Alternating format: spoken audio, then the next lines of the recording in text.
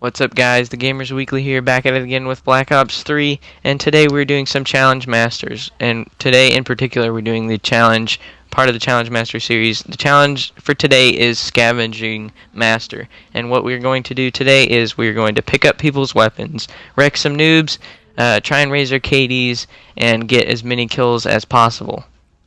Yeah, so with the scavenger challenge, basically kind of what Ghost has already said is we have to use two of the same melee weapons, so we both have the combat knife, so that's what we were using, and we have to basically just go around and melee people, pick up their weapons, and whoever gets the most weapons with the most kills is the person who wins that. Now with the weapon that you get, once you kill that person, you have to pick up their weapon, and it's just kind of a loop. You'll see us both die a lot in this game. I didn't do very well. I don't know about Ghost. I went, I don't know, like 7 and 20 or something. Like my KD just died. So I did get some pretty cool kills though. But what was your experience like going in this challenge, Ghost? I think this is a really interesting challenge, to say the least. I think it was a challenge, which is it speaks for itself when it's called the Scavenger Challenge, because as you know, Scavenger is a perk, and you pick up other people's supply drops, or whatever you want to call them, weapon ammos resupplies, from their dead bodies. But this is, yeah, we already said what this was, but basically, for my experience with this challenge was it's a fun challenge. I think you should do it at least once. If you're super crazy about doing challenges, I would definitely recommend it. If you're going for that and you're super crazy, like I said, about challenges, definitely suggest getting at least a flank on the enemy, and that way you can have a good head start on what you're going, and on a good head start on what your plays are going to be like. So for instance, I know in the video I try and flank, and Antog tries to flank, and it didn't always turn out the best, but still, it's a pretty fun challenge.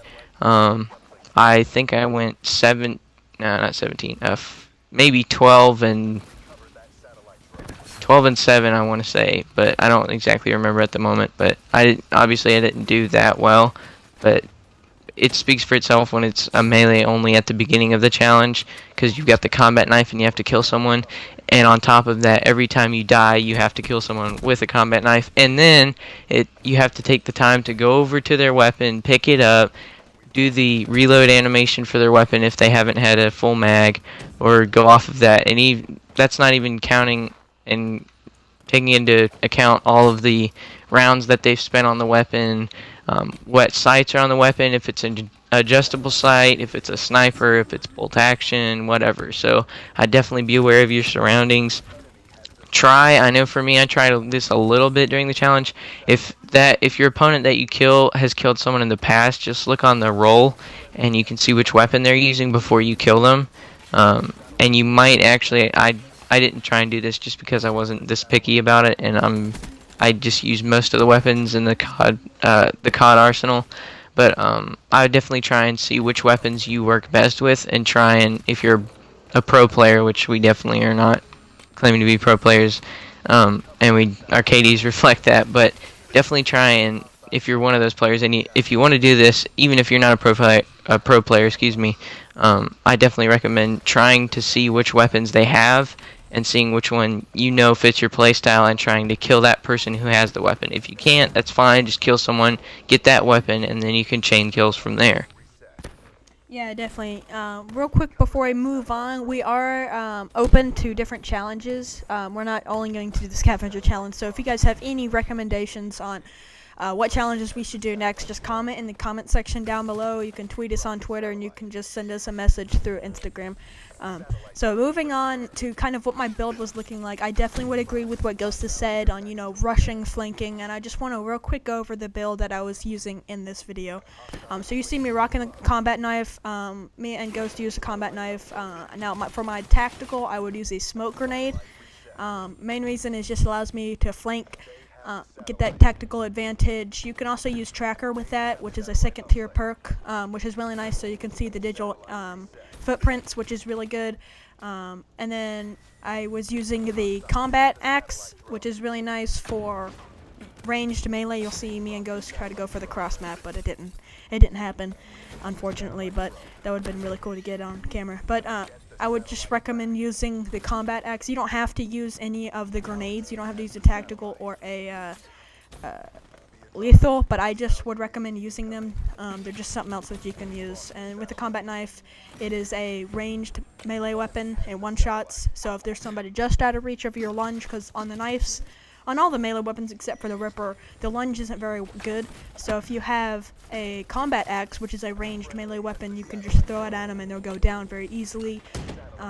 So moving on to my perks, kind of looked like I was running for my first tier perks. I was running Ghost, as well as Blind Eye. Those are really good for if you want to flank. I was using Ghost so I wasn't tracked by UAVs, and I was running with Blind Eye because I don't want to be targeted by the things like the Wraiths and the rest of the air troops, the air AI controlled score streaks. So my second tier perks, I had Hardwired. Hardwired is just a great perk. You're immune to pretty much everything. The only things you aren't immune to are thermal optics, and that's why I'd recommend running something like Cold-Blooded. You're immune to counter UAVs with Hardwired, as well as trip mines, shock charges, and a slew of other things. And you can also run Cold-Blooded if you would like. You're immune to thermal optics, and you're not targeted by ground score streak AI. So if it's not controlled by the player, you will not be targeted by it, which is really nice for the services. It's really nice for the hardened sentries, GI units, wraps. All those things will not target you if you have Cold-Blooded on. So definitely recommend using that if you would like to. But I just like using Hardwired. So my other second tier perk was a Scavenger, obviously.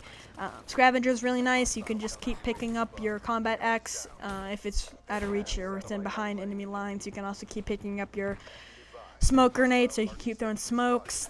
Scavenger is just really nice all around. Even without this, you can't have a Scavenger challenge without using the Scavenger perk. As well as, when you pick up your enemy weapons, you can pick up ammo for it after killing them to get ammo for the weapon that you're about to use to get more kills.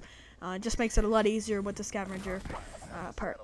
Moving on to my third tier perks, I think running Tactical Mask, but that was because I was running on Nuketown. Nuketown is really good because you can throw a lot of concussion grenades, and that's why you need that Tactical Mask. You're also immune to flashbangs, I think, as well, and I think EMPs, but I'm not sure. Don't quote me on that.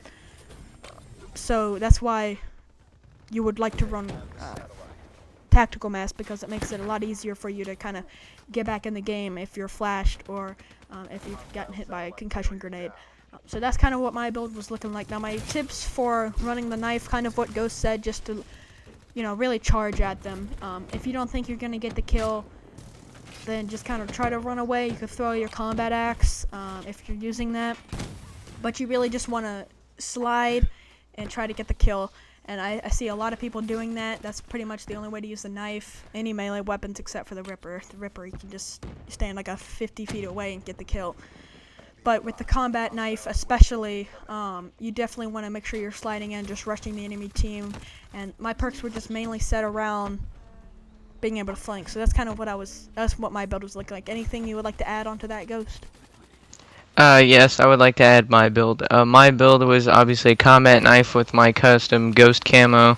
I was rocking the Danger Close, take a second lethal grenade, and in this case, my lethal grenade, if you will, was a two combat axes. I was rocking one concussion grenade, and for my other wild card, I had perk 1 greed, take a second perk in the first perk tier slot. For my first two, I had two perks in the tier 1 slot. I had Blind Eye, which obviously, like Antog said, you can't be targeted by enemy aircraft, anything. And then I was rocking Ghost for my second perk, and obviously you can't be detected by UAVs while moving, planting or defusing bombs, or controlling score streaks. In my tier 2 perk slot, I had Cold-Blooded, and in my tier 3 perk, I had Blast Suppressor. What I would recommend is flank, charge, at the beginning. They're not really going to expect you to come through the window. Some people do, but that's because they've been playing for a while. But I know when I first used the combat knife and saw people using it, I was not expecting them to jump through the window.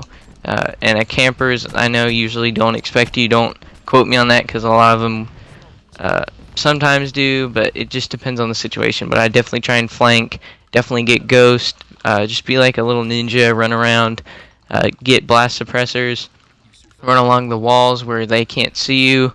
I know a lot of people do fancy moves off of the wall and will like do a sliding thrust boost off of it. You don't need to do fancy things to be invisible to them. You can just sneak them behind them, get a bloodthirsty, whatever you need, and then just get back out or stay in there. Not camp, but just move around. That's what I would suggest. Alright, cool. Coming to the end of the video, we hope you guys did enjoy this video, this challenge that we did. If you did, please leave a like, subscribe if you're new, and of course comment your suggestions on what the next challenge we should have. And we've been your hosts. I'm gonna talk. And I'm Ghost. Make sure to check out our live commentary zombie apocalypse video, where we go in to the zombie campaign and quest line and try out live commentary for the first time, which was completely fun. And I've been your host, Ghost, and we have been The Gamers Weekly, and we will see you guys on the flip side. Peace. Peace.